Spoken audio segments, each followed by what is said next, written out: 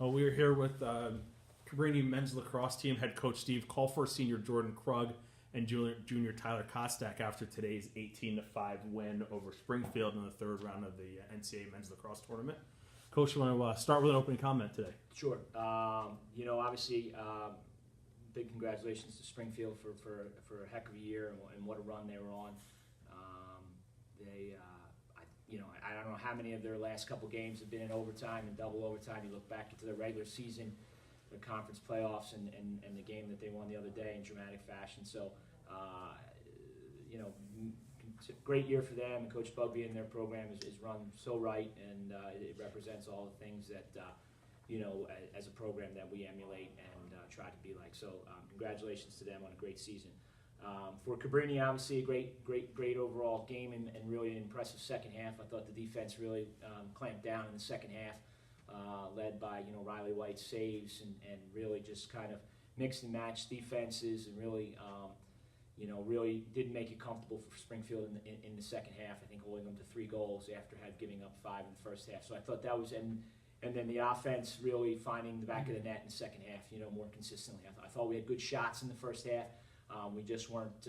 They weren't just dropping and give their goalie credit and their defense credit, and a couple pipes there that didn't go our way. So we felt good if we kept getting those opportunities that they would start to fall because you just play the percentages out. So good 60 minutes, but really good last 30 minutes, and I thought that was different. And then our face-off guy Luke played well and really. Was playing make it, take it at parts of the game after a goal, and then we would get the ball right back and be able to play possession and get some goals. And I really thought that had a huge imprint on the game. And then this guy here set the all-time scoring record, points record for, I didn't think that record would be broken. I didn't know. I mean, it was, and he did it and did it in a big way today. And then Tyler, obviously, who's now back and 100%, really chipping in and having some of his fantastic playmaking ability really shown there in the second half, and I think that was kind of those things put together got us the W. Jordan, we got to ask, what's the feeling like taking over a long-standing record like that? My mom might be a little more excited than I am, actually. I think after the season I'll be able to look back and really take it in, but in the moment, I mean, when they announced it, it's just another goal. I mean, it's just another. I'm just doing my job. It's really, that the records. They're going to be broken. They're set to be broken. I hope someone comes in and breaks it. My plaques are going to get dust on them, but it's like the moments coming in on Monday and going to practice. Like you don't know how excited I am for that. So I'm happy right now. Tonight we'll celebrate a little bit and I'll be able to celebrate my family and stuff. But come tomorrow and Monday and Tuesday, I mean, it's just looking at who we got next and really getting to be able to get back out there on the field together and just enjoy the moment with all my brothers. You had the 8 points, but it's nice knowing that you have the firing power coming from other places. Tyler and Kyle coming in with some big scoring games. Just talk about not being put so much pressure on yourself, and then Tyler obviously talked about your day.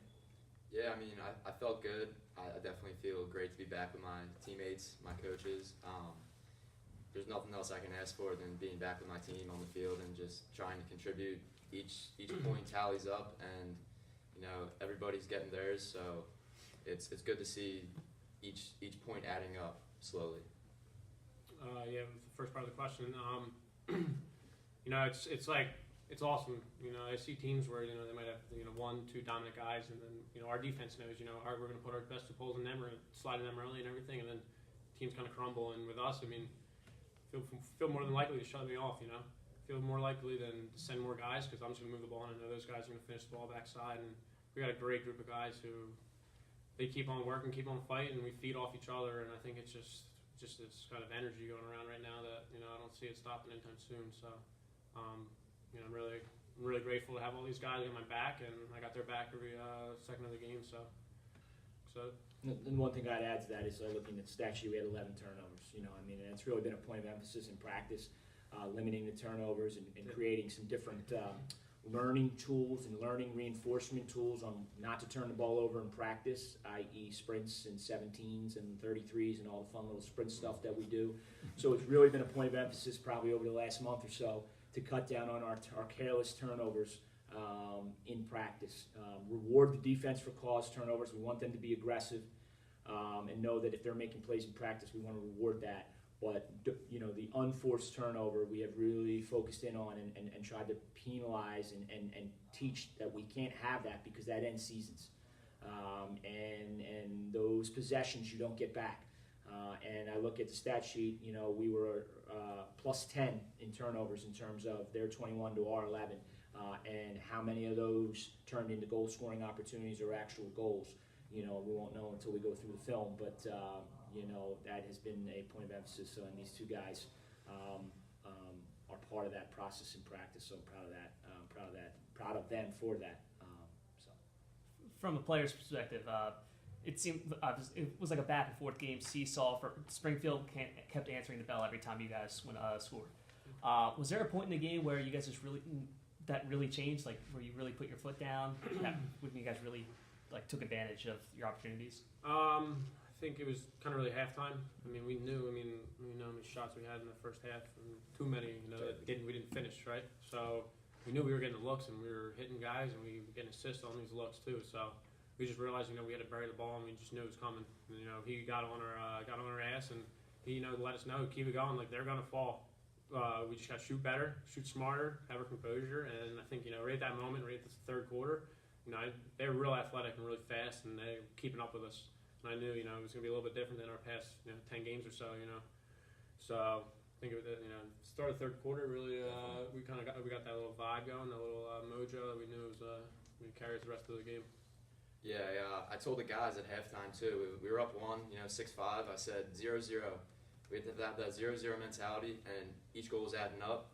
You know, we brought the fire. We had the fire in our tanks, and they couldn't hang with us. We athletically beat them in the second half, and ground balls, I mean, turnovers, we just outworked them in the second half, I think. Talk about getting Timmy back on the field.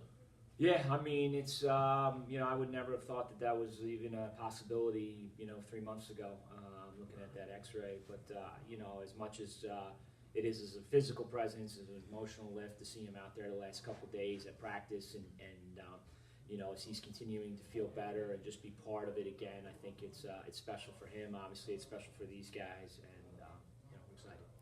Coach, you've been in this position before, getting into the quarterfinals, but as a program, you haven't been able to get over that final hurdle. What does it take for you guys to finally make that push to get to the Final Four for the first time in program history? Yeah, I mean, it takes for us to be 1-0 on Wednesday, you know, and that it means, you know, we got to go and be 1-0, and that's been our goal all year. Not having an AQ in our conference and being in a Pool B this year, we talked about it last May, and the day after we lost to Wesleyan, or 2 days after that, you know, the security blanket and the safety net of an AQ is gone. For the next 2 years, we have to stack as many 1-0 days together as we could, and I think that's kept us on edge. That's kept us a little bit focused just at the next task at hand. So I hear what you're saying, but to these guys' credit and to our coaching staff, the answer to your question is to be 1-0 on Wednesday, and nothing more than that, but definitely nothing less than that, because we don't get there from that. And sitting here right now, we don't know who it's going to be against, and that's okay, because, again, I told these guys it doesn't matter who it is, because our goal was to be 1-0 on Wednesday. And if that means we're at a point that we've never been before, so be it. And then the same speech in the locker room will be to be 1-0 the next day that we have to show up and play. And I think that mentality is, you know, is really what's been driving us this year. You have a group of guys on the team that doesn't sort of get the credit that a lot of the goal scorers do, the defenders do, the goaltenders do. You guys are 24 for 24 today in clears. Yeah. You talk about some of those guys. Yeah, I mean, those guys, just getting to the right spots and the D-middies and being athletic, and Bobby Cressman and Sean Wagner and Corey Carver and Jake Goss, you know, I mean, those guys really, they got to get out and get to their spots and take the pressure off. You know, and they got to use their athleticism. And this time of year, you know, we play a unique sport. And the fact that when we start practicing, it's 22, 25, 30 degrees, and by the time we get done playing, it's 92. So the adrenaline and the fatigue and the hydration becomes so critical. And when you're logging miles up and down the field, you can mentally check out and get to the wrong spot, or drop your hands, or try to cradle before you caught it, and turn an easy out into a 3-on-2, 4-on-3 the other way. And they did a great job at this. Looking down, like to your question, they were 24 for 24. It's those defensemen reading the field, our goalies reading the field, and more importantly, it's those defensive guys getting to the right spot and then being supported by our O-mids and our attackmen staying active. We share the responsibility in riding and clearing across all 10 guys. We do it every day in practice. So our defense starts with Jordan, Kyle, and Jake, because they ride, and they are our first wave of defense.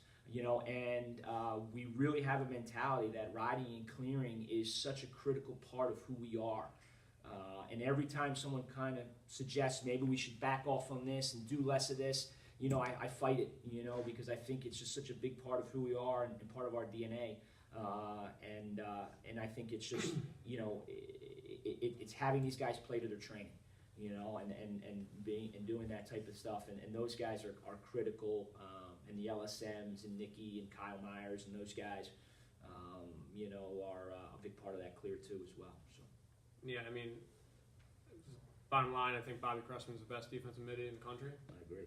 He's one of the toughest men that I know and I've played with. I joke around and say Bob was carrying fridges out of his house as like a 5-year-old. Like he's just, we say like people aren't built like Bobby Cressman anymore. So like how grateful I am to have that guy in practice every day, because as much as I'll be able to run a guy over on defense, on another team, when you see me and Bob go at it, it's clash. It's one or the other. And he's beaten me up plenty of times, and I've got him plenty of times too. But that's just another guy who's gotten me better and made me where I am today and pushed me. Sean Wagner is one of the fastest kids, and kid's got one of the craziest shots too. We just got these athletes that they know their role, and I think that's the best part too. Seeing these other teams, I don't think everyone really knows their roles and knows where they can really help out and stuff. And I think it's good for the younger guys to have these upperclassmen who, come in. Bob Cressman knew he didn't have the stick skills. Sean Wagner knew he was just way too fast, and we'd rather have him on defense, clear the ball, and do go 24 for 24. So I think they set really good examples, and those are the guys who should be getting, I think, most of the credit, because they're our backbone, especially on from the offensive side of the ball. And a couple of stats that stood out to me was shots by the period. We outshot them each quarter, 56 to 26. Ground balls, 37 to 25. We outground balled them each quarter, and that's huge. That's huge for us. We work on ground balls every day. We're scrappy, and we're just hard workers. Thank you very much, guys. Congratulations on today's win, and we'll see you on Wednesday. Thank you. Thank you.